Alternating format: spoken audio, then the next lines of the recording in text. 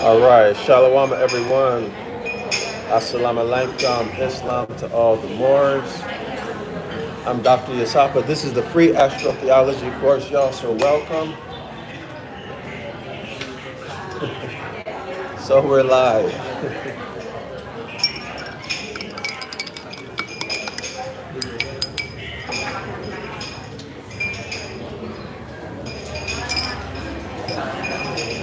Welcome to the free astrotheology course. I am Dr. Yasapa from Zion Law School. Our textbook, Scholars, is still the Astrology of the Old Testament, or the Lost Word Regained, published in 1892 by Carl Anderson. And looks like we're about halfway through the book.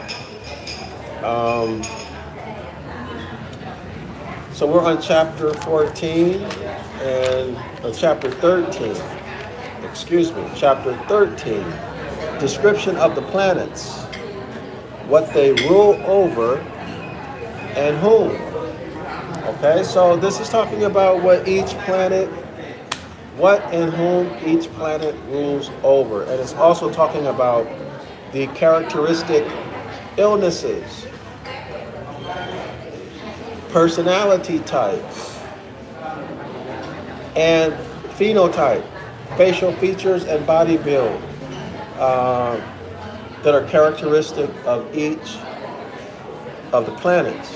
Now, I mentioned before that, and I forgot to email him, Santos Bonacci can look at you and tell what sign you're born under. So there are those who have mastered this aspect of the game. So y'all reach out to him if you want to know more about that. I don't know anything about it except for what I'm learning right now, okay? And as far as I can tell, Santos Bonacci, I think, is the most famous personality dealing with astrotheology that I know of, outside of Jordan Maxwell, but he's not here anymore. And Jordan Maxwell co-signed, actually, Santos Bonacci. So y'all go check him out on YouTube. And if you want to know more about this, especially about this, okay? And I'm going to tell you why I'm saying that. Because this seems like a subspecialty of astrology. Because the descriptions of the profiles, whoa, what was that? Hold on, y'all. What was that? I think I just got a pop-up, but my settings are supposed to block all of the pop-ups. So that surprised me. But anyway, what I was trying to say is that this is so general. My mind is looking for ways to differentiate. And I really haven't seen that. So there must be better sources. And I don't have it here. So y'all, if y'all interested in this, reach out to Santos Bonacci on YouTube. Mr. Astrology. That's his YouTube. Okay, so let's continue. We are on page... A shout out to Santos Bonacci, too. I learned a lot, y'all. I learned a lot from Santos Bonacci over the years, right? And his video, he's got a lot of videos, and they're very relevant. He also has a book list on his website that I've used, actually.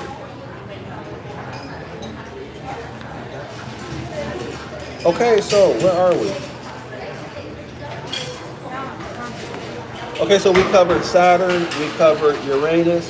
So now we're going to continue with Jupiter. So we're on page 148, page 148. Last paragraph.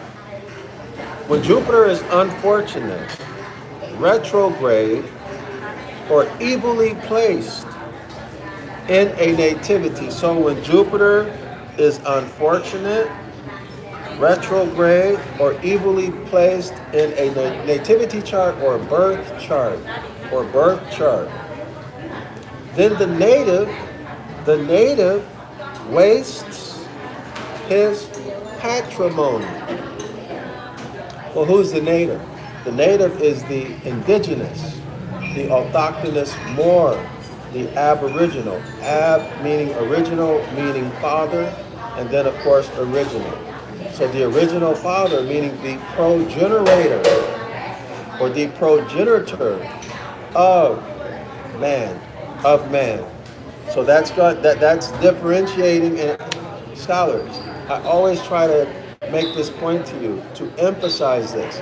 There is a difference between the hybrid, Genesis chapter 1, verse 26 and 27, and Genesis chapter 2, the autochthonous Moor, the man who sprung from the soil, pure man. Genesis chapter 1, verse 26 and 27, that is half man, half chimpanzee, the created creature created by the Elohim, which would be, in my opinion, and also my ancestors' opinion, because this is where I got it from, that would be the Yacubian story. Right? That would be the Yacubian story, the creation of the Neanderthal, or the Paleolithic caveman. Okay, so we have to differentiate. So, in this case, the native, and we're also dealing with the autochthonous Genesis chapter 2, verse 7 man, because the context that we've covered so far uses native, primitive, and indigenous synonymously. Okay? So we know we're talking about autochthonous Moors, sprung from the soil, the rightful heirs, right? Or the rightful heirs apparent. So let's continue. Then the native wasted his patrimony. The native wasted his patrimony. His cousin and cheated by everyone.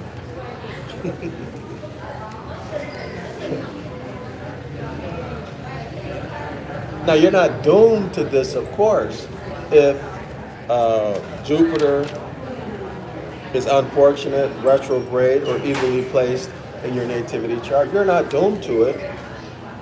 If you don't know it, then these things can be commonplace or typical characteristic in your life. But if you are aware of it, then you can use the Hermetic Laws. You can use the higher laws against lesser laws, okay? To neutralize the negative things that would normally affect you. Does everyone see how this works? Now you can also use, remember the concept of polarity, lower self, higher self. The concept of transmutation, which is movement from the lower self to the higher self, or movement from one extreme end of a line to the other extreme of a line. So this movement can be facilitated more rapidly and efficiently by meditation, right? Also by what? Biofeedback,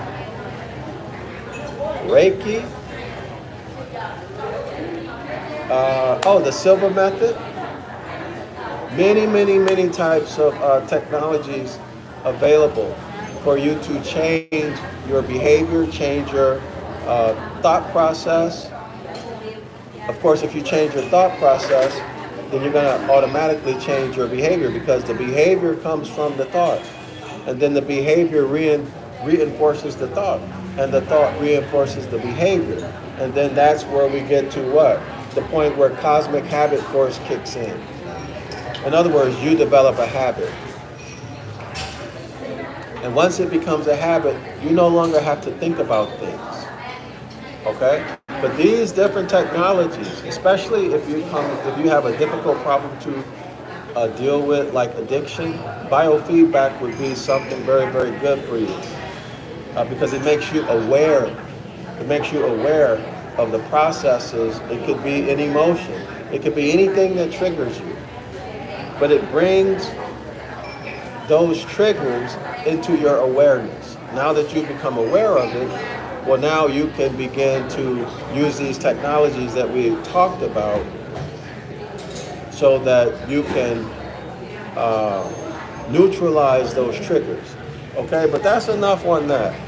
So, but the main point here is that just because your nativity chart has Jupiter in an unfortunate place, in retrograde, or in some other way evilly placed, you are not doomed.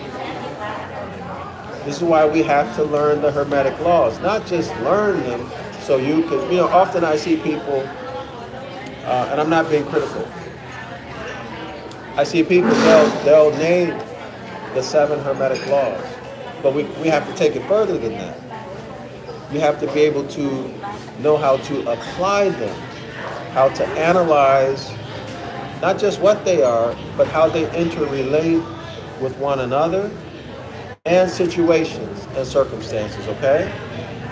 Because remember, the key is learning how to neutralize negative things happening around you that may be due to cosmic energy. And the way to do that is to balance higher laws against lesser laws, right? So you need to know what the higher laws are. Okay, so those are the Hermetic laws. So what are the lesser laws? So you need to know what the lesser laws are, right? That's all. And then you learn how to balance them. So balancing them would be part of your awareness, and then thinking, and then behavior and habit. Okay, so let's get past that. So here we are. Okay, so you're not doomed to be cheated by everybody. Again, if you do what I just recommended. Okay, so tenacious and stiff. So these people would tend to be tenacious and stiff in maintaining false tenets. Well, that's terrible. That means you're living a lie. And you're not flexible enough or desirous enough to stop living that lie. But you want to keep that lie, keep that pretension going. Y'all see it? You want to keep it going. You're lying to everybody. Like, I remember Teddy Atlas. He's a famous boxing trainer and now commentator. But I think it was Michael Moore. This is way back in the day. But he told Michael Moore, he said, "You're lying to yourself. You're lying to yourself." He was in the ring. I think he was in the ring with Holyfield. I don't remember who he was in the ring with. But he told him, in the morning, you're going to cry. So basically, I think his point was, Michael Moore was in the ring, if you don't hit me, I won't hit you, trying to make it through, but not trying to win. He was living a lie, right? Because he would cry in the morning. He was acting like it didn't matter to him. He just wanted to survive. But the truth is, he really wanted to win, okay? He really wanted to win, so he needed to start acting like it instead of pretending like he didn't care just by trying not to get hit. You don't hit me, I won't hit you. That's famous from Teddy Atlas. Maybe that was not a good metaphor, but that's what came to my mind. Anyway, y'all, let's continue. So these people would be ignorant. They would keep themselves in ignorance. They would be careless, or they are careless, and delights not in love of his friends. These people don't love their friends. This kind of person seems to be a terrible person, right? Dull of capacity.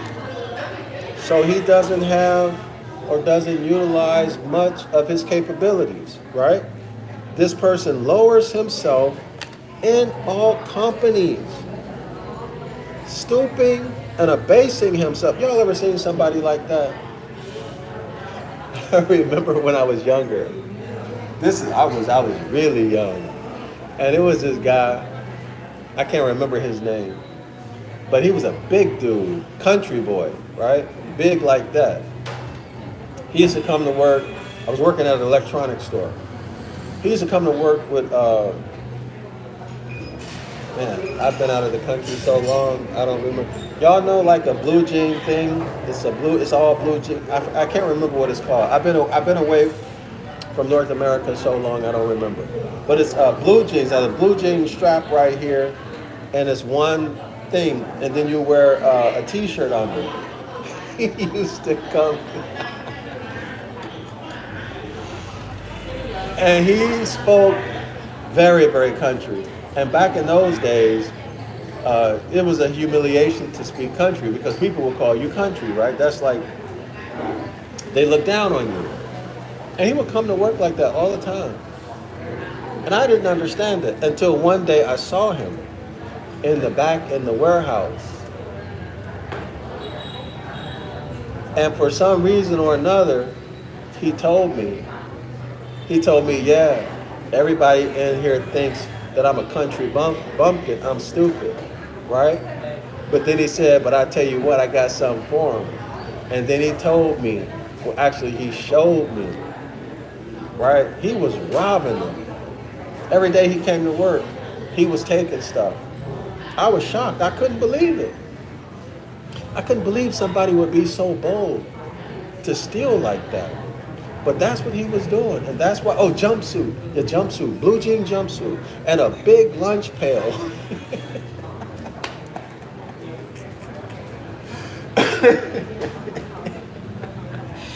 When you see this guy, he looked like he's working on a farm.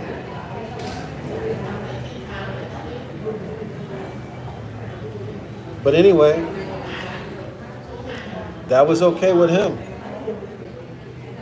But maybe he outsmarted them. I just don't, I could never agree with anybody who steals.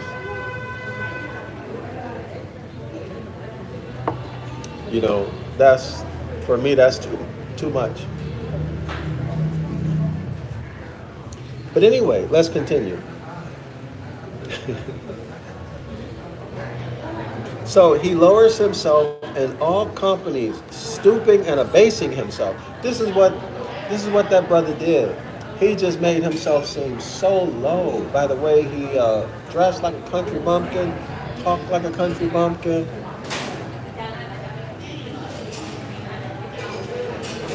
But then, also people, I remember working with certain people in the hospital, Africans and people from India, dark complected people. And of course it was people from like all over the world that we were, working and training with. And I remember how those guys, especially the women, how they would kowtow to hybrids. It was disgusting, And y'all know that hybrids don't like it either when people kowtow. I hope y'all know that. Because I of course I have a lot of people I associated with back then, and I could tell by the way they would talk about people, how they felt about these people who basically turn against their own people to try to get a Scooby snack from the hybrids. That was disgusting. But anyway, let's keep it going.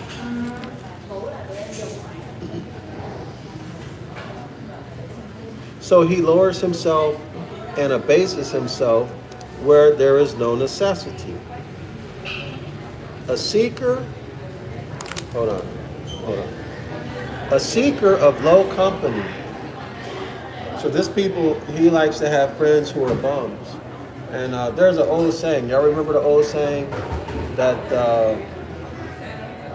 if you hang around bums, you'll be a bum, right? If you hang around people who are 3 steps ahead of you, soon you'll be 3 steps ahead of where you are. He signifies an upright, straight, and tall stature, a brown or ruddy, lovely complexion. Now, isn't it interesting how in this context they use brown with ruddy, but in other contexts you'll see ruddy and they'll make it red or pink. Have y'all noticed that? But this is honest, because ruddy is brown or even reddish brown, like the color of a reddish brown cow or a reddish brown squirrel. So this right here is actually not misleading. Okay? It continues. Of an oval or long visage and full of flesh, and full or fleshly, right? So thick person. What they used to say, thick bone.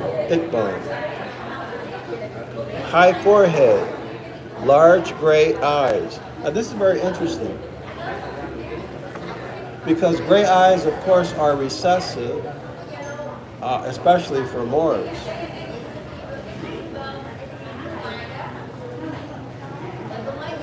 Y'all figure that out. His hair soft and a kind of auburn brown. A large, deep belly, strong proportioned thighs and legs, feet long, so you have big feet, being the most indecent part of the body. Wow. So y'all know what he's referencing there, right? I think we know what he's referencing or alluding to and inferring. If you have big feet, you have a big, right?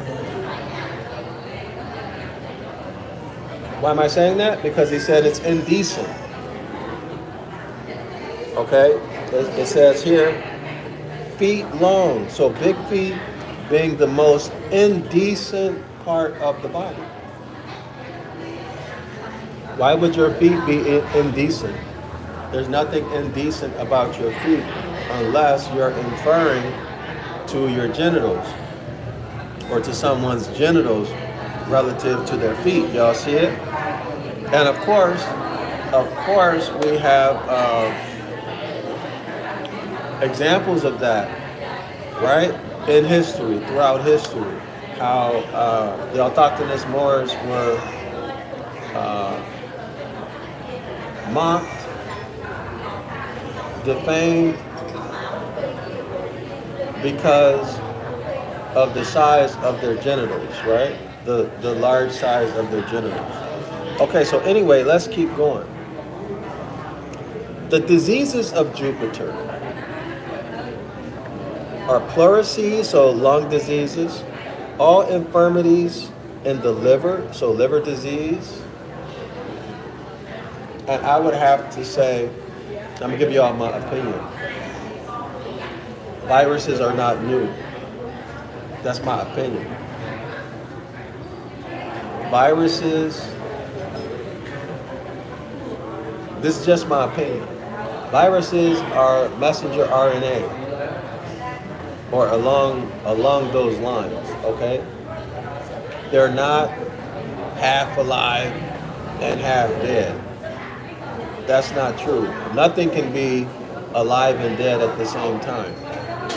It's either going to be one or the other, okay? Unless you're stupid enough to believe that.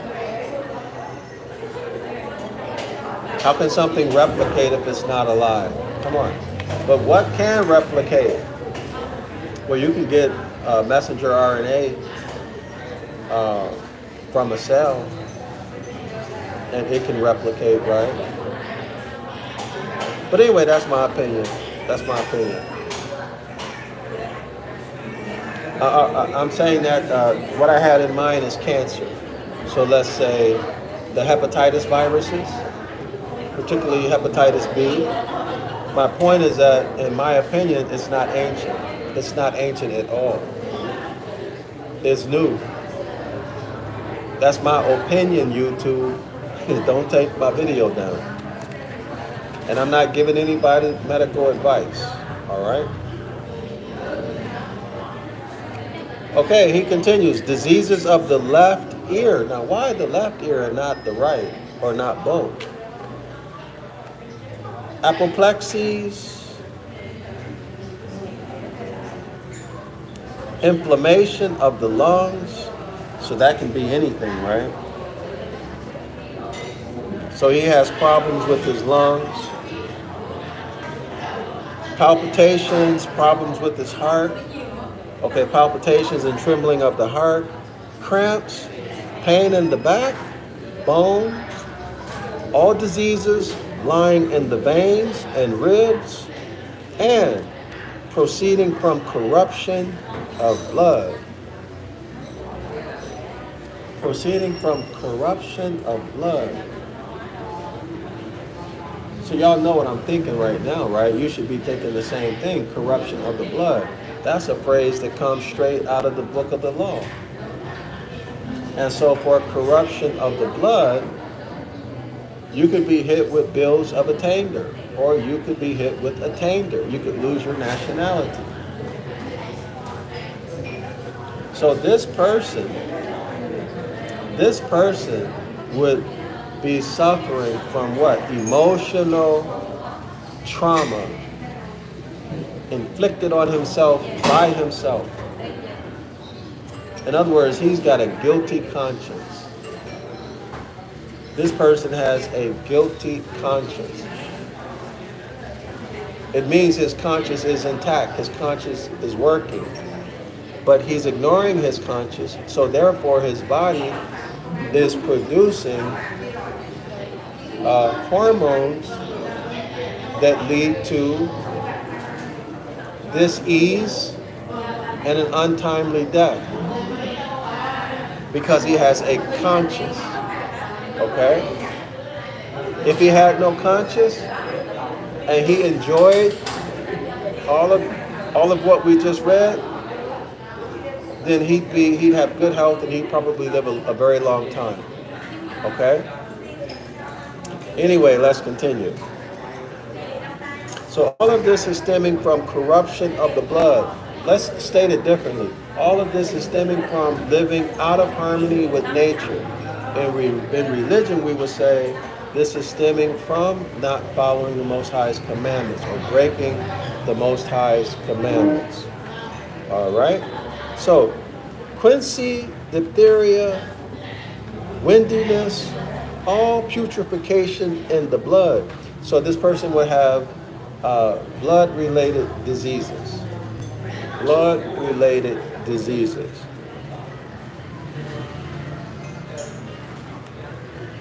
Or fever. So, for example, he could have sepsis. Right, microorganisms in his blood. But there's any number of things. He can have problems, malformations of the red blood cells, dysfunction of the red blood cells, and all the illnesses that are associated with those. He could have a problem with his white blood cells, right? With their morphology, with their function, anything like this. This is what he's talking about, okay? So let's continue. So fevers, proceeding from too great an abundance of blood. Wow, that's terrible. So he'd have blood volume problems, right? Or that would explain a lot then. So if he has a blood volume, he has too much blood, That's going to make his back hurt, make your kidneys hurt, blow your kidneys out, right? Give you pain in your liver because there's too much fluid there, right? Causing you pain, everything is expanding, increased pressure. So that would explain the back and the side pain, right? That would also explain the heart problems. Okay, so the whole cardiovascular system is over flooded with fluid, right? So that's terrible. Problem with your spleen will be hurting. You know, your spleen will hurt if you got problems with the morphology of your red blood cells, etc. So that explains a lot of this. Also, you'd have problems with your lungs too, right? Because the blood is going to flow in and out of your lungs to get oxygen, to remove waste, and that's going to create all kind of problems for you. That's going to throw the lungs off. Okay.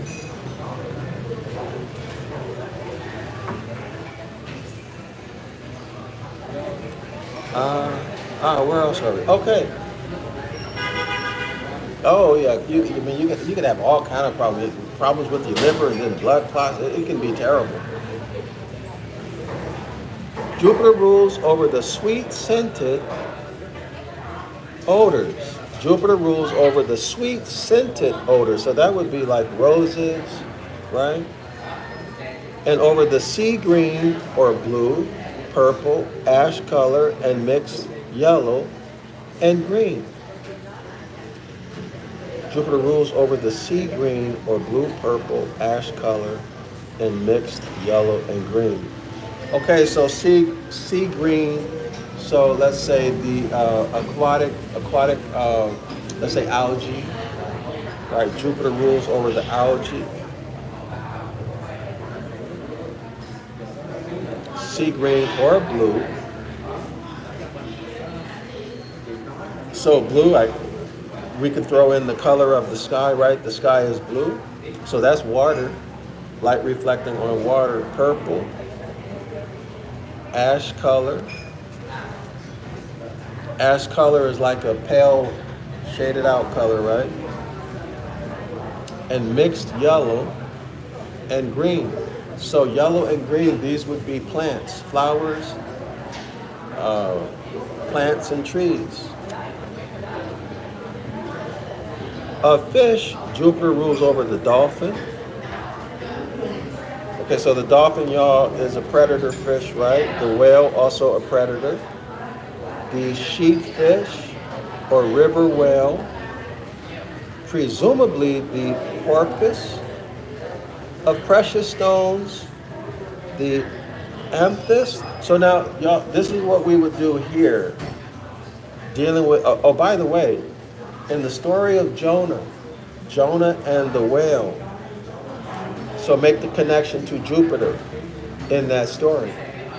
Jupiter rules over dolphins and whales. Jonah and the whale. Okay, not only does it apply to biblical stories, but also other stories outside of the Bible. You can go into. Why? Because all of these stories have one thing in common. They all use the same template, which is the cosmos, and hence astrotheology. So the deities, the animals, the places related to the places, the names, the etymological meaning of the names, they are all encoded into a story. And they all go back to the same place, which is the Zodiac. Okay? And the deities and their biographies, the names and places change. The details change, but the template always remains the same. So y'all remember that. Jonah and the big fish. So Jupiter. So we're dealing with Jupiter in that story. Now let's continue. So the same thing with the stones. When you read in the book of the law or the New Testament or anywhere in the Bible and you see stones, you should associate the stones with the planets that rule over those stones, because that's going to give you additional information about what's happening in the story. And that may help you to understand. Now, I'm giving y'all a jewel here. That can help you understand the story better when you look at its etymological meaning. When you put the etymology together, if you do a word study, for those of you who know what word studies are, that's when you look at the pictographs, right? You look at the pictographs, the cultural context of the pictograph, its symbology, its meaning, what story does it tell? What story does a string of pictographs tell that make up a word? What's the story being told by the pictographs? What's the story being told by the grammar? What's the story being told by the etymology of the word? What's the story being told in the historical context? Right? Okay. And then, of course, what's the story being told with the mythology and then with the astrology? You have to put all of that together in order to understand fully or as completely as possible what those verses say. Because remember, this is the Bible, the book of the law is an encoded document. It's encoded. And there's a lot of symbology there, and you got to know how to read the symbols. And that's just going to be impossible if you don't even know the etymology. That's basic. You have to know the grammar and the grammar rules. Okay, you have to be able to identify new grammar rules and remixes of grammar rules, right? So all of these things, and I haven't named everything because there's a whole lot to it. But if you support my Book of the Law project, the links to send in a donation are in the description area of this video. Y'all can also do it on my website, zionlawschool.org. Okay, but anyway, y'all can get those links and do that. But this is those are the tools that I work with when I rewrite, or let me not say rewrite, when I correct the book of the law. Okay, when I correct it. Jeremiah 8:8, remove the lies, clearly show the astrology, clearly show the Hermetic Laws, clearly show the constitutional principles. Y'all know that civics is all throughout the book of the law, all throughout the Bible. It's about nations doing commerce with nations, right? Or families doing commerce with families. Whether it's war, no matter what type of relationship it is, treaty relationships, it's all civics. All civics. And it's all based in nature. It's only during recent times when the Romans presented the Roman Catholic Church that the natural law and natural phenomena that govern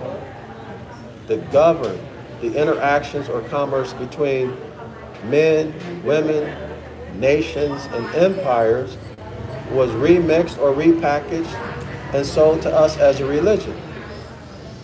But anyway, let's keep it going.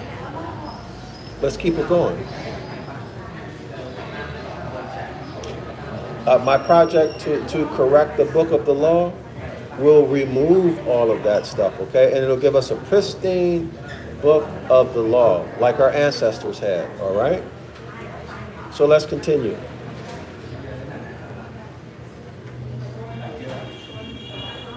Jupiter rule, I already read that.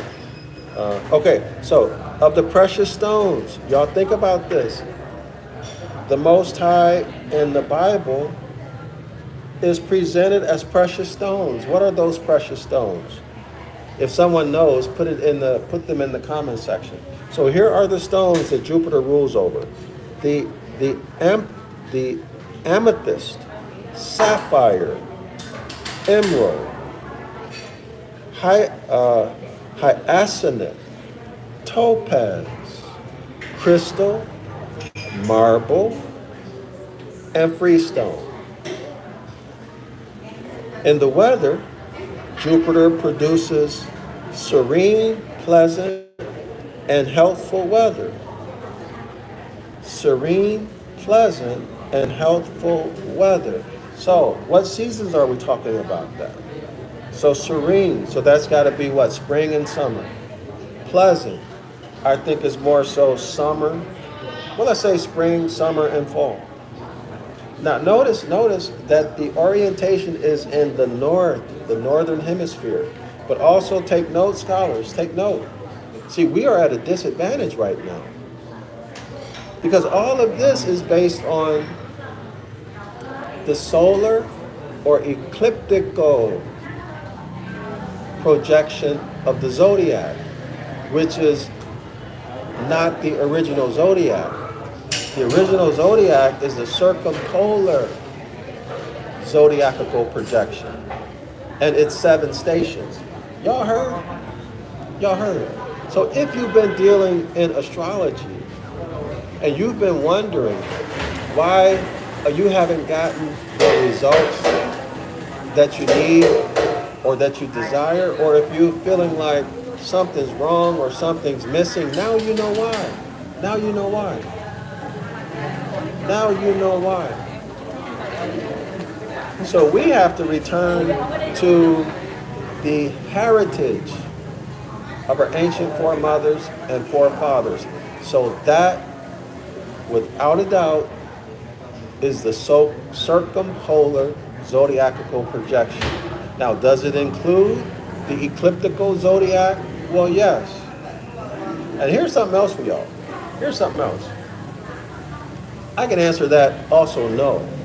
Because look, if this is the celestial equator, 0 degrees, today, so this is the celestial equator, which is a projection outward of Earth's equator. This is at 0 degrees. Let's say this arm right here, let's say this is the ecliptic. And the angle between my 2 arms is 23.5 degrees or thereabout. Okay? And it's this angle of the ecliptic that causes the seasons. Winter, summer, spring, and fall. Okay? Now, let's say that the ecliptic is 0 degrees. What are the conditions going to be on Earth if the ecliptic is at 0 degrees and Earth's equator or the celestial equator are at 0 degrees? Well, what do we know? At the equator, it's paradise. There's one season, and the plants grow year-round. It's always sunny. It's paradise. Always sunny. Paradise at 0 degrees. So what does this tell us? There was a time when the ecliptic was 0 degrees. The whole Earth, the whole planet was paradise. Summer year-round. Summer year-round. Let me say that again. Summer year-round. No other seasons. If that's the case, look y'all, if that's the case, there's no ecliptical zodiac. There's no ecliptical zodiac. There's only what? The circumpolar zodiac. So, was this the case during Pangea? There was no ecliptic? And then some major event happened? Some major event happened? Oh, by the way, y'all know that our ancestors said that there was a time when Saturn was closer to the Earth. The whole configuration of the planets were different. You look up in the sky and you see Saturn. I remember Saturn for sure. I'm not sure what other planets that they saw. But they look up and they saw Saturn. But something changed. So is that change what caused the sun to move from 0 degrees around the ecliptic all the way to 23.5 degrees? Y'all see it? Was there a major or a cataclysmic event that caused the sun to shift from 0 degrees, its path rather, from 0 degrees to 23.5 degrees, forming the ecliptic? And then, dirty Moors. Now, I'm just speaking off the top of my, I'm hypothesizing right now, okay? In the streets, we say I'm talking S-H-I-T, all right? So I'm hypothesizing for you scientists. For the common people, I'm talking S-H-I-T, okay? So now that the configuration in the sky has changed, you can no longer see Saturn. Everything's changed. So now they introduce the ecliptical zodiac. And the Nephilim are present, the Raphaim are present, and they take on the title and roles of gods. And now we get these mythologies. And they connect themselves through stories or reality, however, I wasn't there, however it may have been, it happened.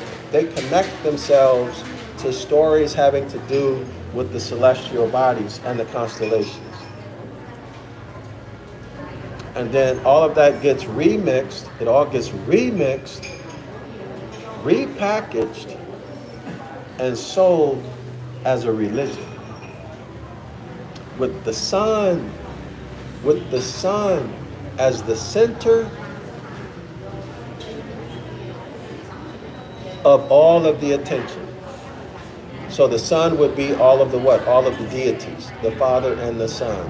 JC, the Christ figure, the Tetragrammaton, Thoth, Hermes, Jupiter, etc., etc., etc. All right? Hercules. That's one way it could have went down. Okay? So what could have caused that cataclysmic event that knocked the sun off of its 0 degree rotation? Could it have been something to do with us? Could it have been recent? Could it have been the cause of the Great Flood? Could it? Could it be the cause of the Great Flood? Absolutely it could be. Absolutely.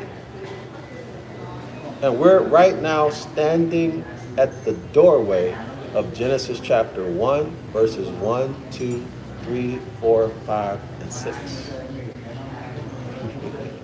But you're going to have to go watch the video I did called A Critical Analysis of Genesis chapter 1 and 2 in order to get the details so you understand what I'm talking about.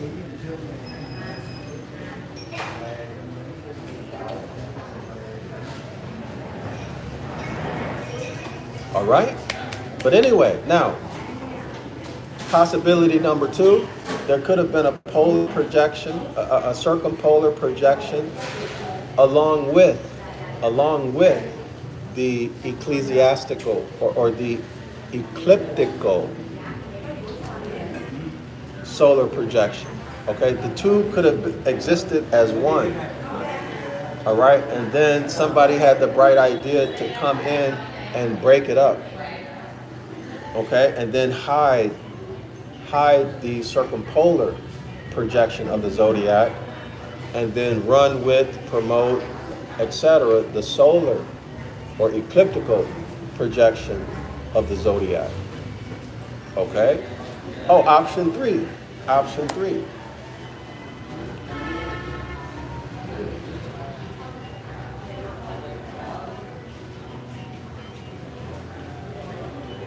Well, that's it. Let's move on. Let's move on. But anyway, y'all, those are my thoughts. I'm not saying it's that way or not. I'm putting it out there for thought. So no one should feel as though I'm challenging what you have been teaching, because I'm not. I'm sharing my thoughts, okay? So there's no reason for anyone to get upset about anything.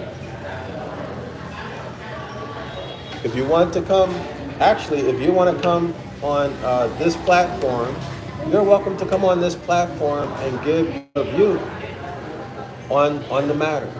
It's totally okay with me. I'm not going to challenge you. I may ask you questions to clarify for the audience what you're talking about, but I'm not going to challenge you. I'm not interested in making anybody look stupid, okay?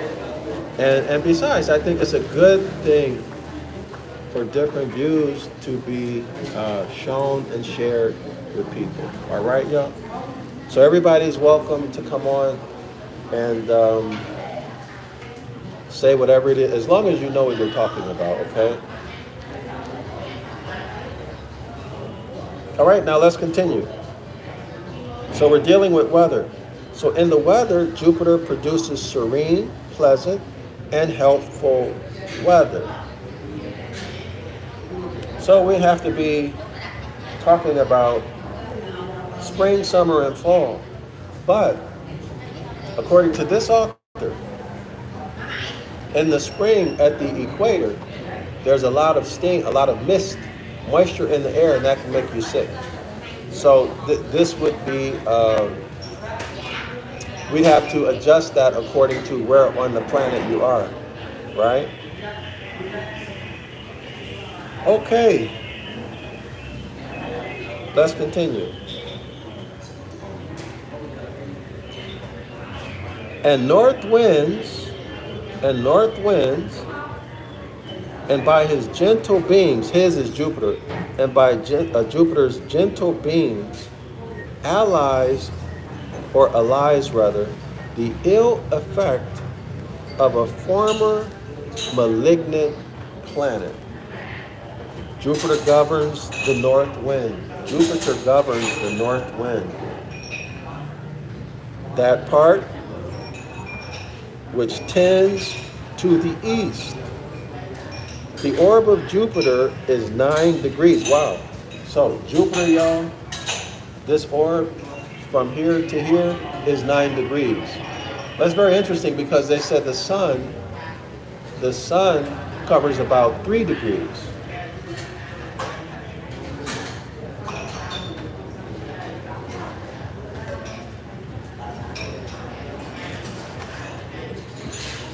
So the orb of Jupiter is 9 degrees before and after any of his aspects. So I said that wrong. I'll say, so it's 9 degrees before or after any of its aspects. Jupiter governs the 2nd and 10th months. So I'm assuming he's counting from March, from the beginning of spring. He doesn't say, so we don't know, right? So is he counting from March, the beginning of spring? But my opinion is that in ancient times, our ancestors, remember, if there ever was a Pangea, and if the whole earth had only one season, if the whole earth had only one season,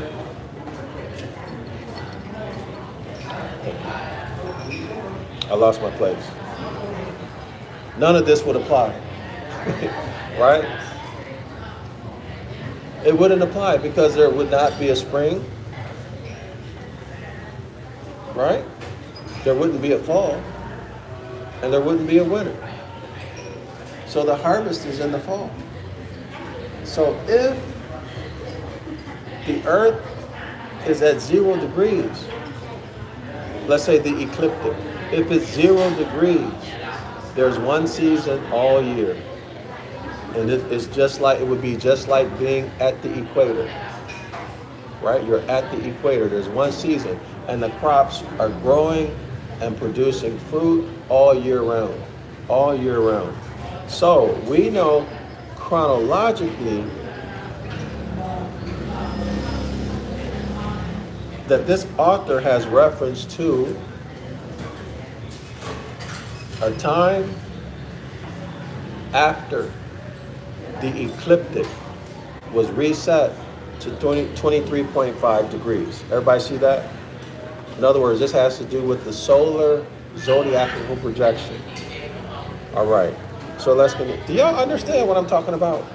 Let me hold on. Let me check. Let me check for comments. Y'all let me know if y'all understand what I'm talking about. Give me 1 second.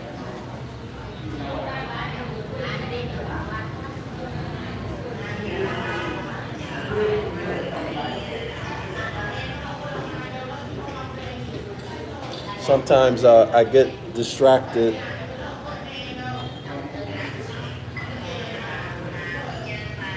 Sometimes I get distracted, y'all, because I'm thinking about if you understand me or not. So give me 1 second. Let me go to YouTube real quick.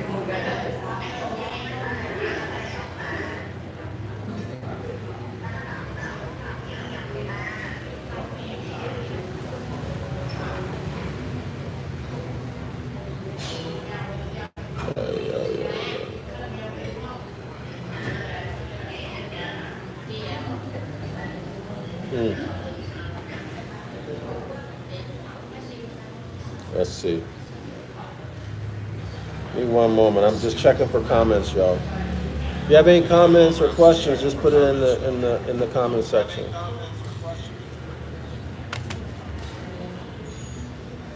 No.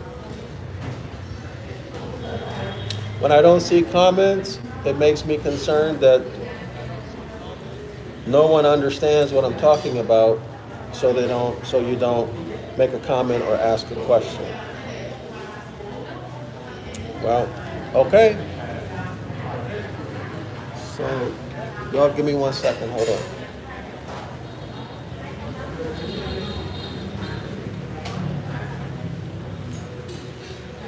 I had to charge my phone.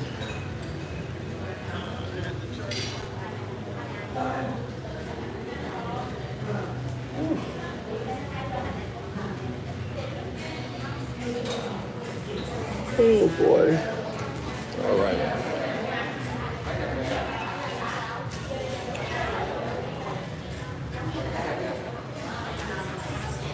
Okay.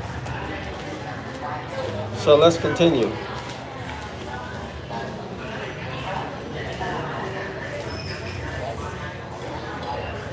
Okay, Jupiter's proper seat in man is the liver. Wow, y'all, that's a very prominent place to be. The liver is such an important organ. It detoxifies or neutralizes substances that you ingest. I mean, it also is just responsible for so much. And if you got liver problems, you really have problems.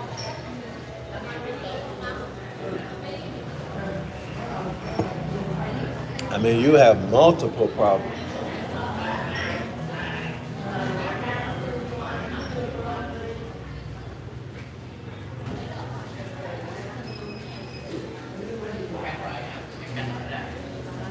Yeah, if you have liver problems, you have multiple problems. But if you got a good liver,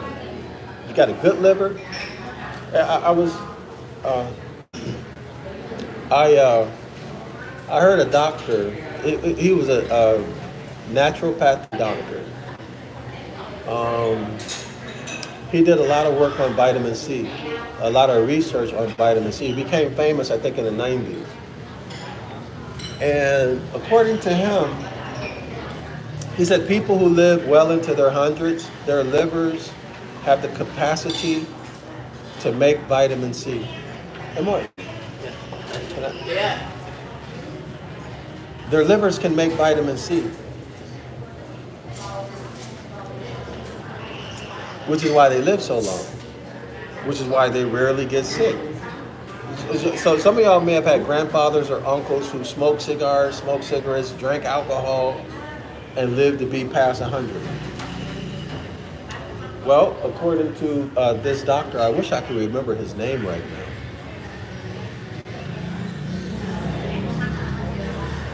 These people's liver make vitamin C. In other words, you don't have to get it from your diet.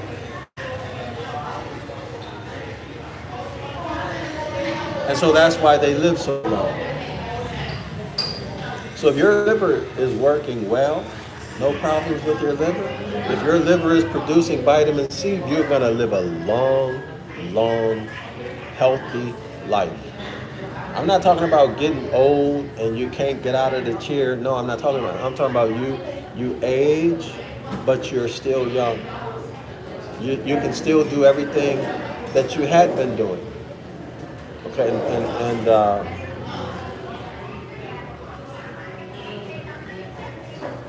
that's why well, let me leave it at that. I don't want YouTube to take my video down.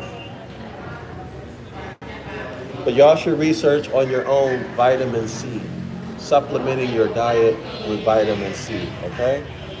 Research that on your own.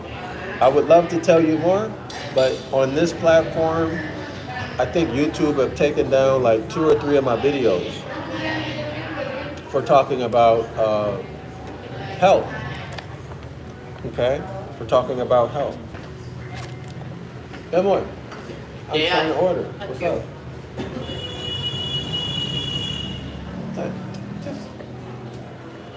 They're afraid to talk to me because they don't speak English. Yeah. Just black coffee. Yeah, no sugar, no honey. Okay. They were afraid of shy. But sometimes that shy stuff gets on my last nerve, you know. My ex-wife used to pretend to be shy.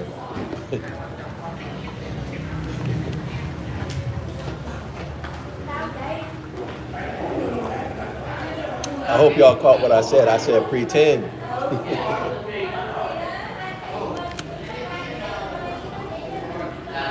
Okay, so let's continue, y'all. So Jupiter's proper seat in man is the liver. That's deep. That is deep.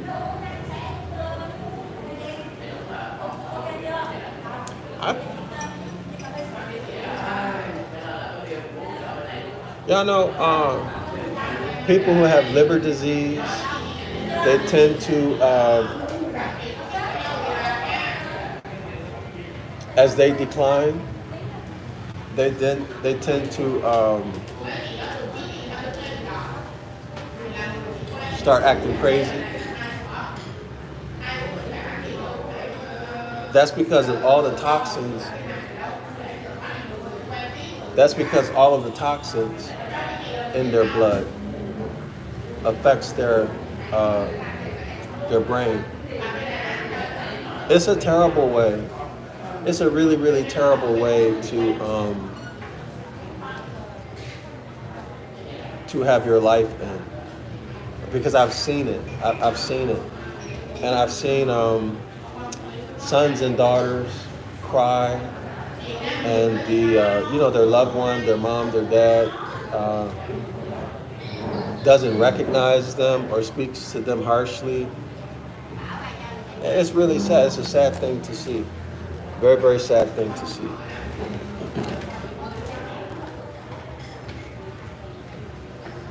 Anyway, let's keep going. In the elements, Jupiter rules the air. So Jupiter rules the air. Well, that makes sense, right? Because if you get lung diseases, and then Jupiter also rules the air.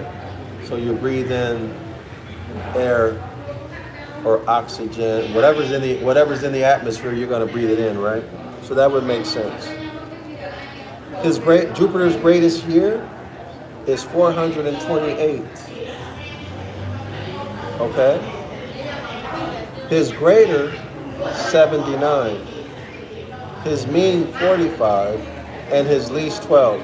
I have no idea what they're talking about. So if anyone is a competent astrologer, if you could reach out to me, yasapa@zionlawschool.org, or put a comment in the video with your email address or phone number, and I'll reach out to you. And if you're willing, you can help me out, advise me on the stuff that I don't know. And I don't pretend to know everything at all. In fact, I really don't know anything. Okay? This is a huge topic, y'all. Let's continue. Jupiter represents men of middle age or of full judgment and discretion. Okay? So Jupiter represents a physically, intellectually, and emotionally mature man or woman, or man with a womb.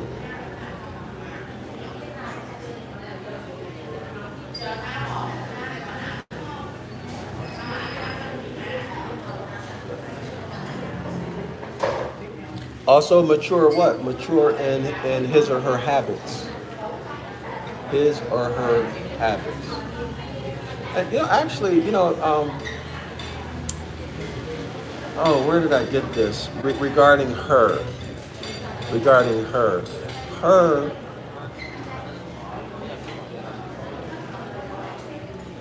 Her has an etymology of earth. Earth being feminine. Earth being feminine, her, feminine, right? Not the woman, because most people think that her is the physical woman, and I'm gonna have to find this when I find it again, y'all. I'm gonna share it with y'all. But in words like inheritance, inheritance, the her is the earth, the feminine earth, or Mama Earth. So, the inheritance, these things that come from the earth, the produce, as it were, of the earth. Okay? And so what does that mean for man or for the autochthonous Moor? Well, that's your stuff. By birthright. Why? Because it came from her. Who is her? Her is the earth. Y'all see it? And you're also from the earth. So this yourself or your family. Those of us who are sprung from the soil. So anything else that comes from the land, from the earth, belongs to you by birthright. In her inheritance. But I have to find that. And once I've been meaning to share it, but once I find it, I'm going to share it.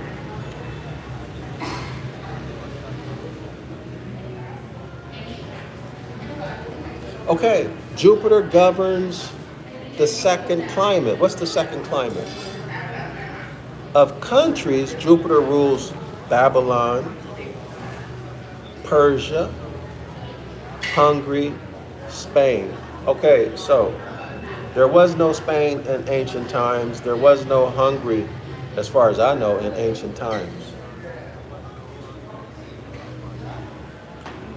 So we would have to look at the land masses, right? Not the names of the country. That means nothing. The land masses and whoever those ancient peoples were, who were sprung from the soil on those land masses. Jupiter's number is 3. Jupiter's number is 3.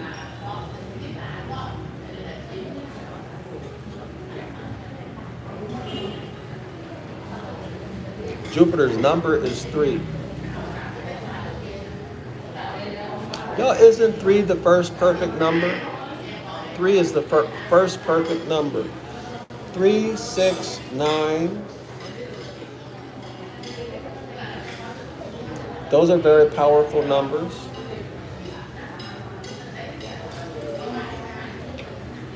If I remember correctly from the Zodiac and the Gospels, 6 represents the perfect man. And then I don't know if I don't remember if it's in this book or another source that reference 9 as also being a perfect man, Adam Kadmon.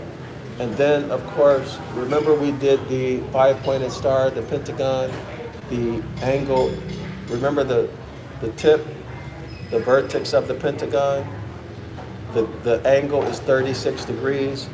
So in my opinion, 36 degrees is the age of a mature, is the age that a man becomes a man, right? The boy becomes a man at 36. And then at 72, the angle,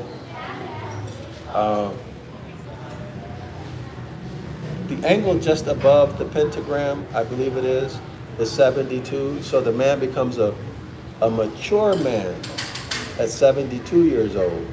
And then the angle of the line at the top of the pentagram, I think it's 104 degrees, maybe 102, 104 degrees. That may have been the average lifespan of a man at that time. Okay, those are my thoughts on it. But someone else may say something different. It's just my opinion.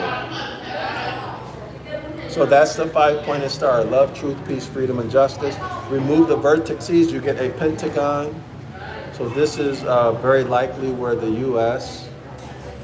She didn't bring my coffee. Very likely where the U.S. Got its pentagon shape of the building for its military.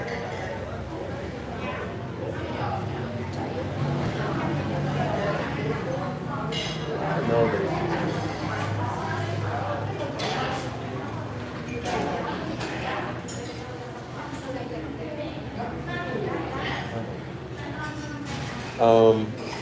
Anyway, let's continue, y'all. The name of Jupiter's angel is Zeki or Zadkai-El, I think. The name of Jupiter's angel is Zadkai-El. Zadkai-El. And that's very interesting, right? Zadkai-El.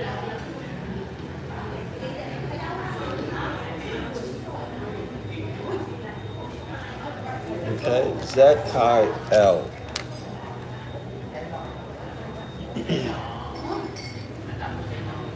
Of the day of the week, Jupiter rules over Thursday. Jupiter rules over Thursday, the first hour after sunrise and the 8th. So that has to do, scholars, with, and we're going to have to get back to this. When I got sick, it threw me off. I was sick for a couple months, wasn't I, y'all? We're going to have to get back to the... Give me 1 second.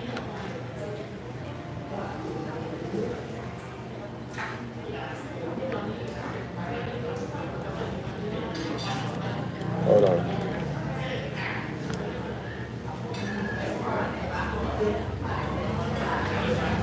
So this is referencing chapter 7, page 85 and 86. Okay? Chapter 7, page 85 and 86. So let me show you.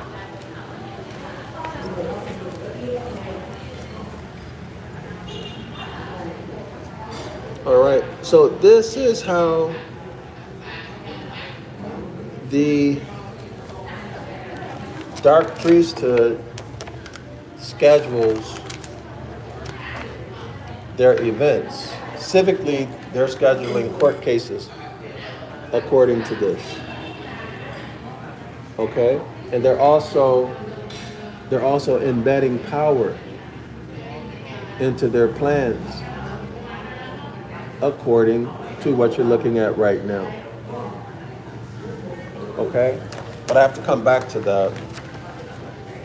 Like I said, it threw me off when I got sick, but I'm feeling much better. Not 100% yet, but much better. If you care to know. All right, so let's get back to it. The name of Jupiter's angel is Zekiel. Zekiel. Of the day of the week, Jupiter rules over Thursday, the first hour after sunrise, and the 8th. So the first hour after sunrise, that would be 7 in the morning, and the 8th. Okay, so we would sunrise, let's just say 6 o'clock in the morning. So count 8 hours forward. Okay. Let's continue.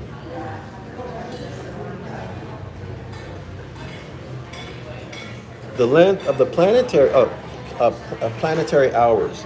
That's what we were looking at. Okay, planetary hours.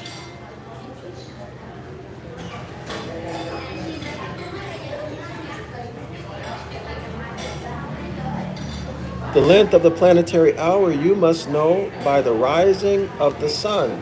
So whatever time the sun rises, where you're at on the planet. All the other planets but Mars are friends to Jupiter. So I wonder why Mars is not friends with Jupiter. In the gathering of herbs under Jupiter, see that Jupiter be very powerful in essential or accidental dignity. So there's a couple pages back here about the dignities of the planets. So we'll get to that when we get to it. Let the moon be in good aspect with Jupiter and, if possible, in some of Jupiter's dignities. Jupiter's terms, face, triplicities, and other dignities are described in the signs of the Zodiac and table of essential and accidental dignities. That's what I just mentioned about. So we'll go through that, scholars, when we get there. Let me see, how long have we been going? Okay, so let's continue. The astrological or astronomical character for the planet Mars. Okay, so we're done with Jupiter. Now we're on Mars. So here's the symbol for Mars. So I teach y'all a skill right now. I'll teach you a skill right now. Take a look at this symbol. So if you want to remember this symbol and be able to differentiate it from symbols that look like it, so what would you do? You go and find, there's one symbol that looks like this. YouTube just...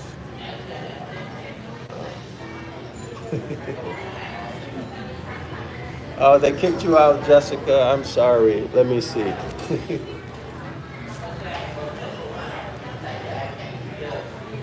Okay.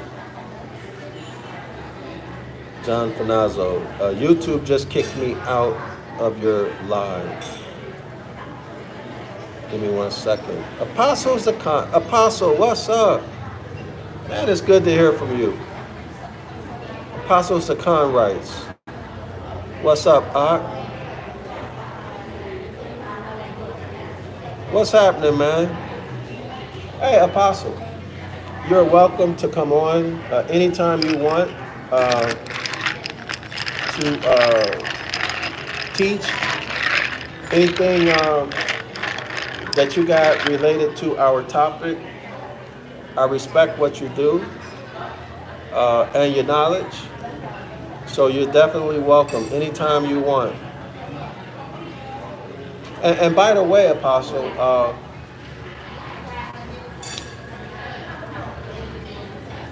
I'm gonna make a 800 number available. or if not an 800 number, a call-in number. So if you or anybody else want to call in and give commentary on any of the topics that we talk about, that would be great. I think it would only make the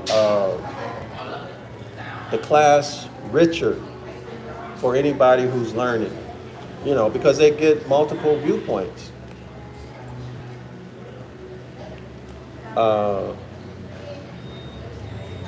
Fanazo writes, I have good health. It's amazing how this lesson makes sense, how the cosmos influence our health. I learned so much. Thanks. Apostle writes, drop the link. Okay, Ak, I will. I'm not able to right now because I'm in YouTube Studio and I've already started the live. But when I come back within about 12 to 24 hours, I'll drop the link in the comments section.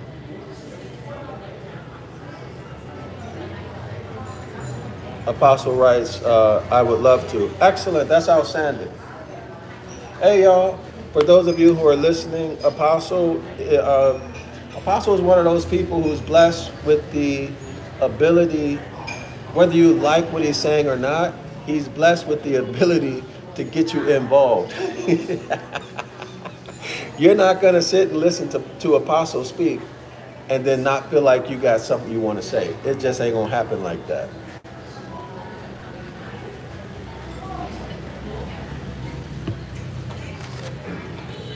All right, so that will definitely liven things up. Oh, so let's go back to Mars. So the way to remember symbols, you find two symbols that look alike, or even three. And you remember one. You just remember one. And the way to remember it is to know what it has in common and then what's different about the two. What do they have in common? And then what's different about the two? So let me show y'all. And then that way you only have to remember one. The other one is the other one. You don't need to remember it. The other one is the other one. So let's go back to chapter 7. So I learned all of these tricks, y'all, through years and years of studying and and struggle and suffering in the classroom. The survival, really survival mode, where if you fail an exam, you're liable to get kicked out. Okay? So failure was not an option. So well, some people actually failed. A lot of people actually failed and got kicked out. A lot of people. Okay, so here we are. Yeah. So let's take a look at Mars and Mercury. So look at my finger here, y'all. So Mars and Mercury, they look alike, right? So, see, they both have a circle at the bottom. They have a line going upward. I'm sorry, Mars has a line going upward and an arrow. And then Mercury has a circle on top, what looks like horns on top of the circle, and then a line going down with the horizontal line going between it. Y'all see it? And there's another one okay. So here we see a circle with the line going down and the horizontal bar. So y'all see these? So the way to distinguish them is to first recognize which ones look similar, which ones you might confuse, which one you can make a mistake with. That's because they look the same, right? And then you focus on the differences. Okay? All you need to do is remember one. That's all you need to do is remember one. And the other one is the other one. Okay? The other one is the other one. So just remember one. Hold on. Okay.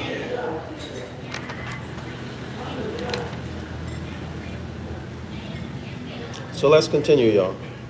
All right. So remember, Mars is the one that the circle is on the bottom, and then the line going up, or an arrow going up. All right. All the other planets but Mars are friends to Jupiter. In the beginning of herbs under Jupiter, oh, we already read that. Let's skip down to the next paragraph. The astrological or astronomical character for the planet Mars is, I just showed y'all that, representing a shield and dart. So that symbol that we're looking at is a shield and a dart. Let's call it just an arrow. So the circle is a shield, and then there's an arrow at the top. So if y'all can imagine a soldier carrying a shield, and he's got a spear with an arrow at the top, okay? Oh, by the way, so the way you would remember this, I'll give you the other part of it. So you picture the soldier with his shield and the spear, okay? And then you imagine some crazy, wild, bizarre, imagine the soldier doing something wild and bizarre, something memorable, so that when you see the image, you will remember it. It has to be something wild and bizarre, something crazy, not something logical that a soldier would do, but something that's so wild and crazy, something that's so unusual and unexpected that you remember it. It stands out as unique, okay? So that's the way to make things easy to remember. Indicating the marital character, indicating the martial character of Mars. So the war character of Mars.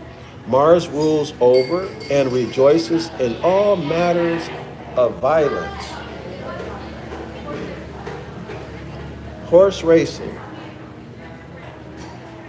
and struggles of any kind, and all violent and outdoor exercise. So you can imagine an infantry, right? Horses.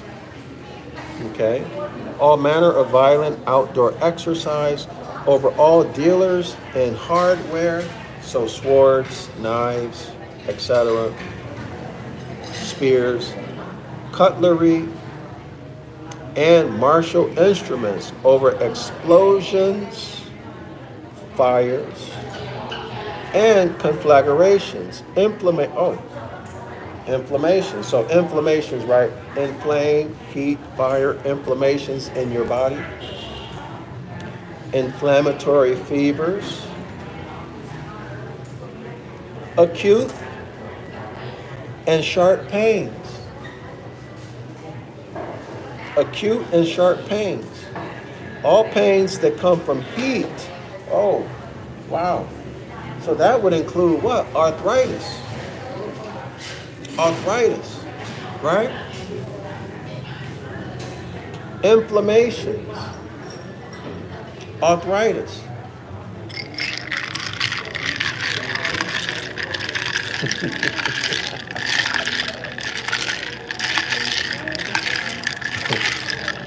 Or like I talked about before, y'all know that if you consume high fructose corn syrup, you're going to have inflammatory reactions. You're going to have pains in your shoulder, pains in your knee, pains in your back. You're going to be all messed up because that high fructose corn syrup is inflammatory. Okay? Stop consuming it, and those pains will go away if they're due to the high fructose corn syrup. If they don't go away, then there's of course another cause for those pains. Okay, inflammatory fevers. Inflammatory fevers. So these would be the flu, right? The flu, and then the scamdemic that just happened, right? It's the inflammation, the overreaction of the immune system that gets you. That's what gets you. What'll do you in. Okay? Fires. Fires. So I guess that would include volcanic eruptions. Volcanic eruptions, okay? All pains that come from heat. Okay, so that would include for the hybrids, that would include sunburn. That would include sunburn, sun exposure. Okay? And all such, so since it includes sunburn and sun exposure, it would, by extension, include melanoma, skin cancer. And all such diseases as are fiery, red, and hot. Mars rules over surgeons, over dentists, butchers, surgeons because they're cutting, okay? And also because you need surgeons during war. Dentists also because, y'all know dentistry is surgery, right? Also because they're cutting, also because in war you need a dentist. Butchers, so they're killing and cutting animals, right? And you need to eat in war, okay? And martial men,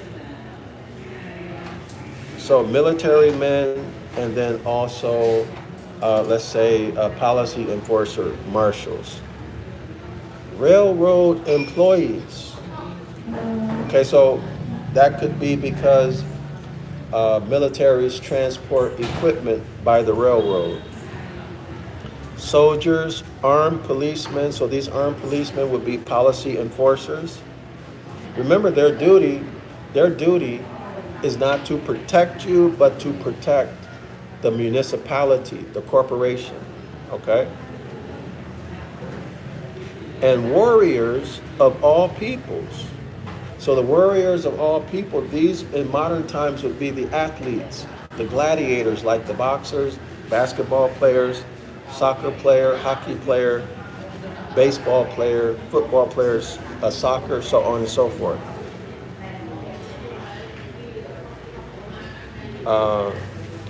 Over flaming, red-headed, and violent tempered. So men and women who have red hair. According to this author, I don't know how true this is, but according to this author, if you have red hair, you're hot-tempered, possibly violent. Okay, so that means Mars rules over you. But I've seen babies born with red hair, and then by the time they're 9, 10, 11, 12, or a teenager, the hair is no longer red, it's brown.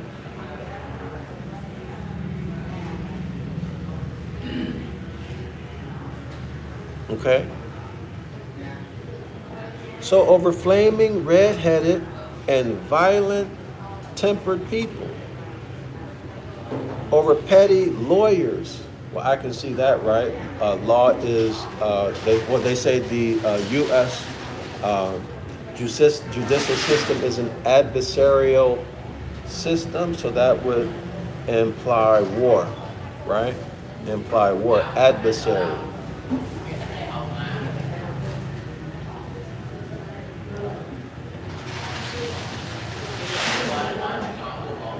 So adversary would be an opposer, right? An opposer. So the ancient Ibaryath word for opposer is Satan. So the U.S. legal system is satanic by definition. Right? Right? By definition. That's why you ain't getting no justice there. He continues, over petty lawyers, but not judges, or the upper class advocates. Y'all see that? But not judges. Well, the judges are lawyers. In fact, the judge is a member of the Bar Association. But of course, this book was published in 1892. As far as I know, there was no Bar Association, but maybe I'm wrong. Right? It's supposed to be unlawful for a lawyer to hold political office. But yet all the politicians just about are lawyers. But let's look at this further. It says, but not judges or upper class advocates. Now, why would this author exclude judges? Now, remember, he's already admitted to being a high-level Freemason. And by the time he wrote this book, he was already 40 or more years, or thereabout, into Freemasonry. And he's also a Rosicrucianist. He mentioned that he was a member of the Rosy Cross. That's Rosicrucianist. Why would he remove the judges and upper class advocates? These would be what? The elites. Why would he remove them from being ruled by Mars?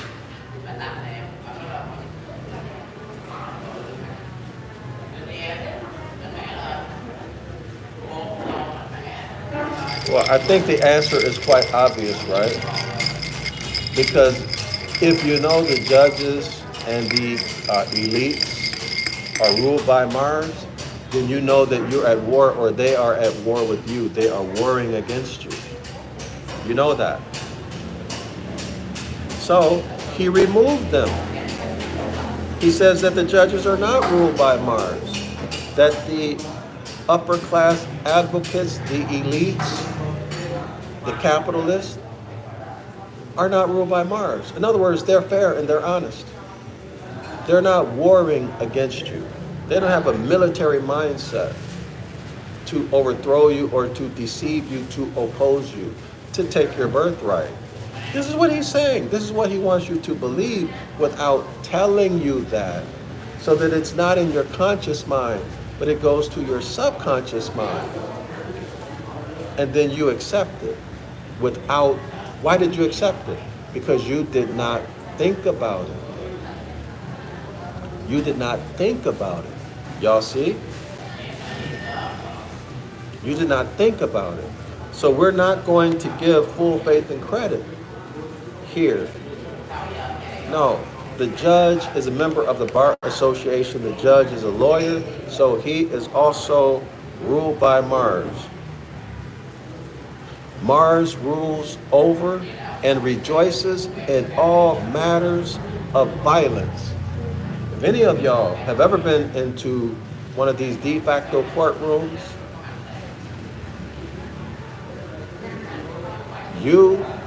I know I have had this experience, where they tried to intimidate me with the threat of violence, with the armed men in uniform coming right up on me, right? Because I'm respectfully asking the clerk, the administrative clerk, who's wearing a black robe, sitting on the pulpit. I'm asking him questions. Okay? I'm establishing who he is, et cetera, and who I am. And enforcing the Constitution as I knew it at that time, which is not the same as now. Okay? And they locked me up.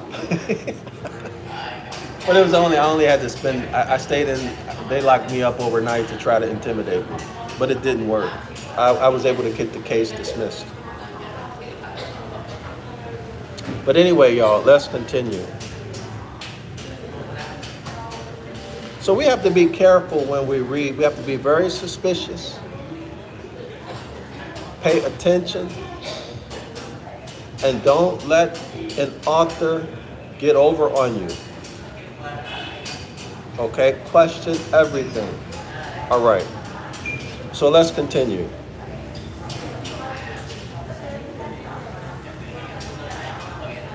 Mars rules over lawsuits.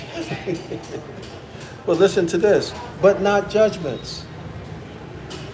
Mars rules over lawsuits. Well, who's bringing the lawsuits?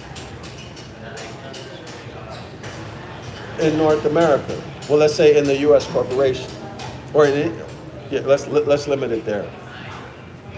The lawyers, right? Or let me rephrase that: the attorneys. The attorneys. And remember, attorney. What they're doing is trying to get you to consent to giving up your estate, giving up your birthright. But not judgments. So who's issuing the judgment? For all of the slaves, for all of the stateless 14th Amendment U.S. corporate citizens, and all of the Occidental hybrid troglodytes, all of the foreigners. Well, it's the judge, right? Or so-called the de facto judge. Let me correct that. So how is it that Mars does not rule over the judgments? That's BS. See, if you know that the umpire is warring against you, then maybe you're not going to play that game. Or you're not going to give them the respect, right? Because you're not suckered by them. You know what's really happening. And if you know what's happening and you know what the rules are, they ain't going to be able to run game on you. Y'all see it? Mars rules over iron machinery and locomotives. Well, that would make sense, right? Because you need the iron machinery in combat. Also what? Bombs, etc., tanks. And machinists, that's the people who make them. Railroads, they're made out of metal and iron, right? And all matters of iron and steel. So all matters of iron and steel, that would be even building construction, commercial builders. For example, the iron union workers. What is it? The iron union workers union, something like that. But y'all get it. And all matters of iron and steel, so that would be cars and other and things like that, of instruments made of the same. So that would even get into medical equipment, right, y'all? Medical equipment, because all of this stuff is made out of iron and steel.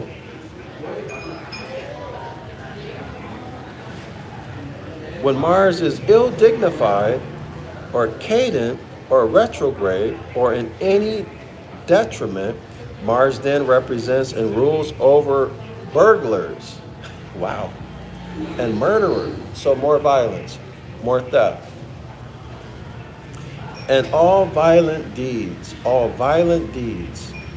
railroad disasters. Okay, so y'all, all violent deeds. So let's say you have policy enforcers and you have a 14th Amendment stateless person under the black codes, i.e. race black. And then the policy enforcer exterminates or terminates that stateless person's life. Okay, so Mars rules over that policy enforcer, right? Hence, we see the violence that they inflict on the stateless person, the corporate, stateless 14th Amendment, denationalized Moor. Okay, who is disgracing his ancient foremothers and forefathers. So why do I say he's disgracing? Let me restate it. He's in dishonor. He's dishonoring his ancient foremothers and forefathers. Exodus chapter 20, verse 12. Honor your ancient foremothers and forefathers. That means you should do what? Not just carry your family or your kinfolk's name, your bloodline's name, and titles. See, that's part of your inheritance, and titles that link you to the land. The L's, the Days, the Bays, the Ahs, the Owls, and the Alis that link you to the American continent. But also the heritage, which includes our language. Okay, our language. And it's not just one language.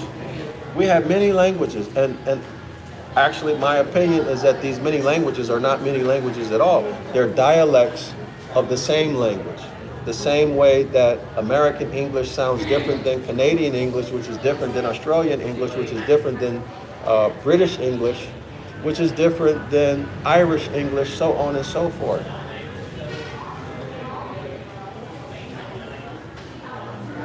Right?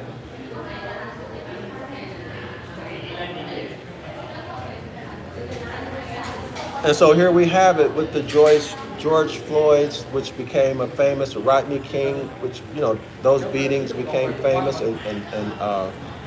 and termination of life became famous.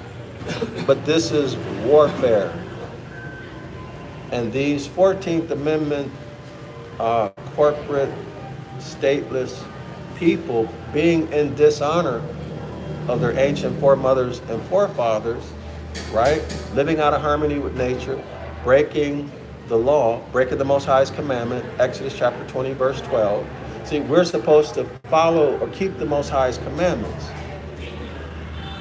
which at their essence, the essence of it is don't harm anyone, including not harming yourself.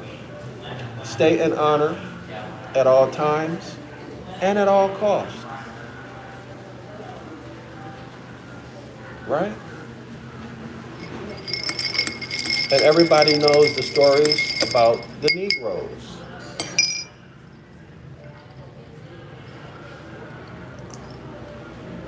Everyone knows the story about the Negroes, and a lot of y'all might get mad at me for saying this.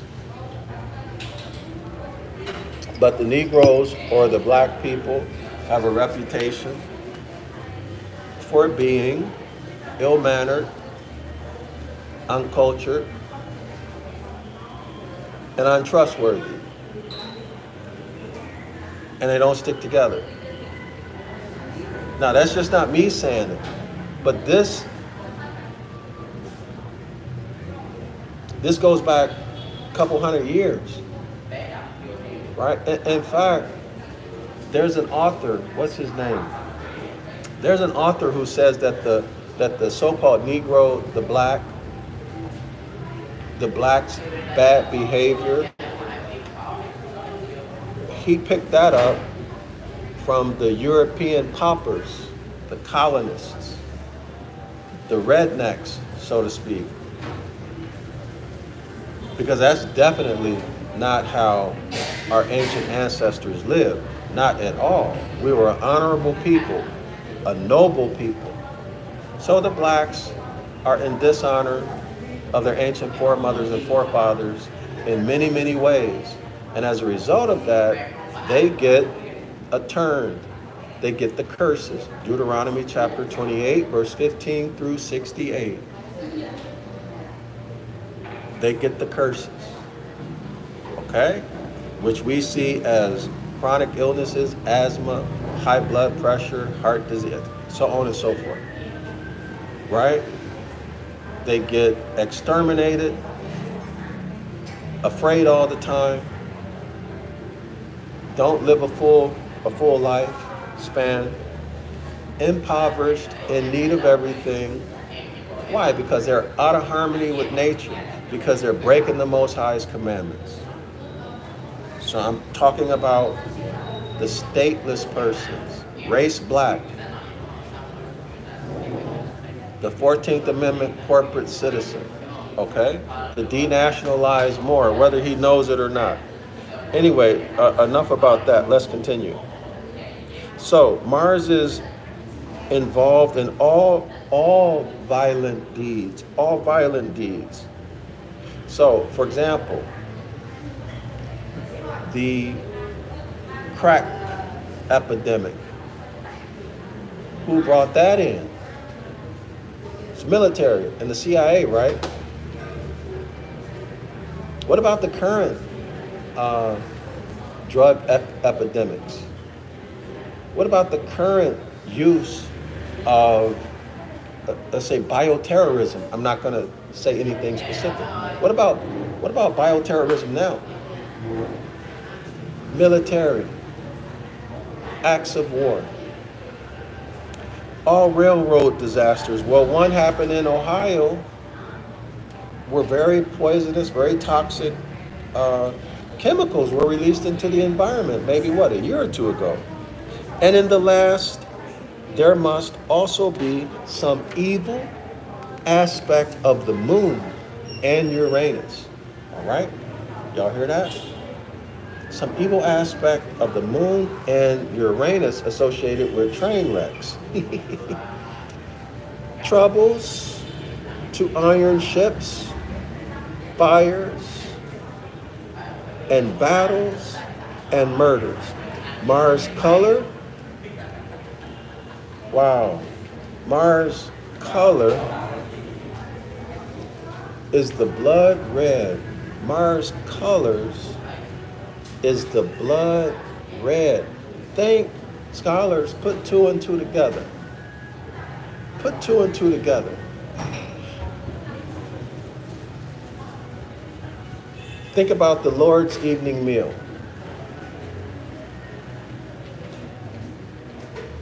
He has bread on the table. What else? A cup of what? This represents my blood.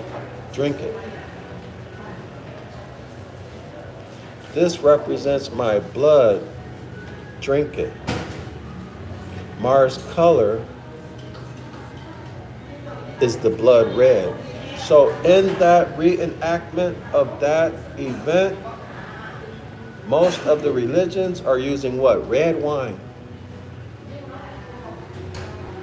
Christianity has a known history. Let me say it again. A known history of using warfare, hot warfare, soldiers to conquer and force autochthonous Moors into Christianity. The blood of the Christ. Christ spilled his blood on the cross for you. And here we are, never suspecting that the symbology of this red blood meant warfare.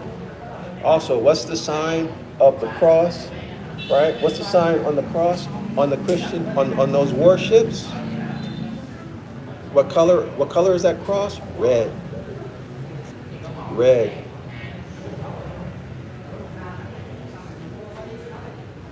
Christianity is commerce.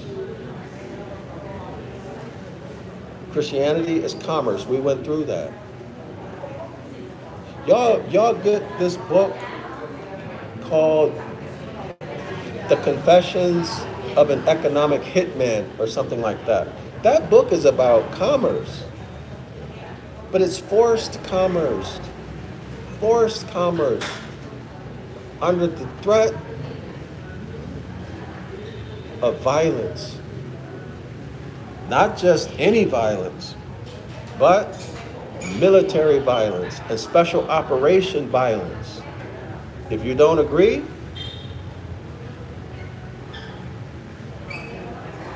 then the U.S. sends in its special forces or sends in its military, or if that doesn't work, they'll find someone to betray you. And I'm talking about what the author states. So you have a plane crash, helicopter crash.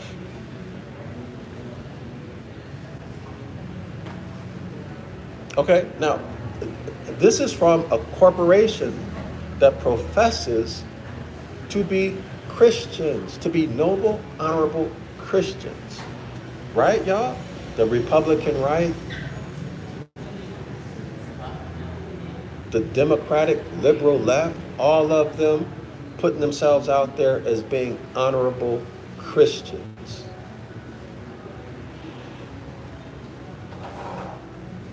But yet they operate through violence. Okay? In Al-Aqsa, in the Maghreb, in Morocco, Northwest of Mexico, North America, they operate with violence through their policy enforcers, be they local policy enforcers or federal. And then outside of North America, they're using military. They're using violence. To what? Promote commerce. In other words, to dominate you through commerce, through economics, through finance, right? And that's through military. Anyway, enough of that. So Mars' color is the blood red. Mars rules in mines over iron, red hematite, red ochre, and such like. Now, when he said mines, the first thing that came to my mind I don't remember the name of the element, but it's used to make, it's required in making cell phones. So you have, is it in Uganda, y'all? Where the children are digging mines with their hands? Digging, looking for this mineral with their hands?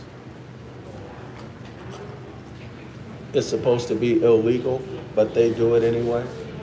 Okay? So according to astrology, that's an act of war. That is war. Okay? It continues. These things determinable from the signs Mars may be in, as are all planets. Okay? So you need to know what signs Mars are in order to be able to distinguish one from the other. Mars is Lord of Aries and Scorpio. Or has these two signs for his houses. Give me 1 second, y'all. Let me see if I can get your image real quick.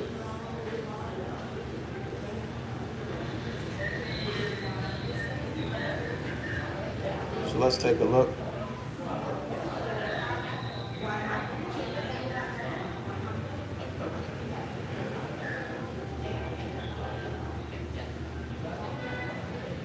One moment.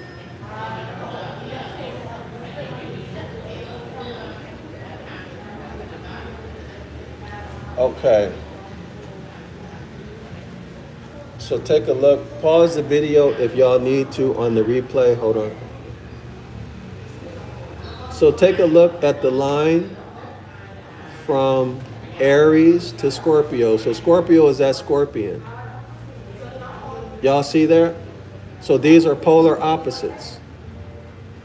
So here, I'm looking at it backwards, but this looks like Aries right here where my finger is. And over here it looks like Scorpio. So look at this blue line. It looks like polar opposites, but I'm looking at it backwards, y'all. But do y'all see it? So on the same line. Opposite ends of the same line. Opposite ends of the same line. So we're dealing with the Hermetic law of polarity. Mars rules over both those planets. Why? It's the lord of both of those planets. Why? Because it's on the same line. Okay? It's on the same line. Where are we?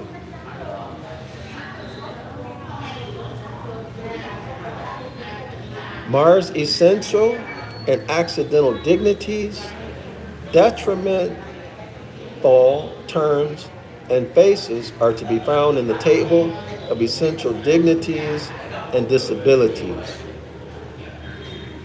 Okay? So let me see. I'm trying to decide if this is where we're going to stop. Hold on, let me see how much more we have to go on Mars.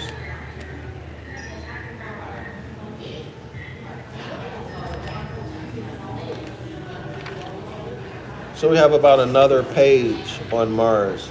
So let's stop here. So we're going to pick it back up on page on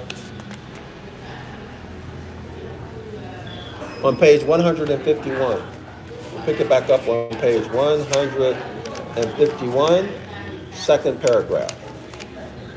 All right, y'all. Thanks for stopping in and for your comments. And Apostle, I'll get that link to you so when I go live next time, you can participate.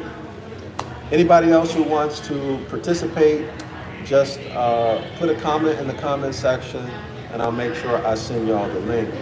So, Assalamu alaikum, Islam to all the Moors. Islam means I, self, law, am master. I, self, law, am master. It's not religion. I don't advocate religion. It's not religion. I, self, law, and master. All right? And shalom.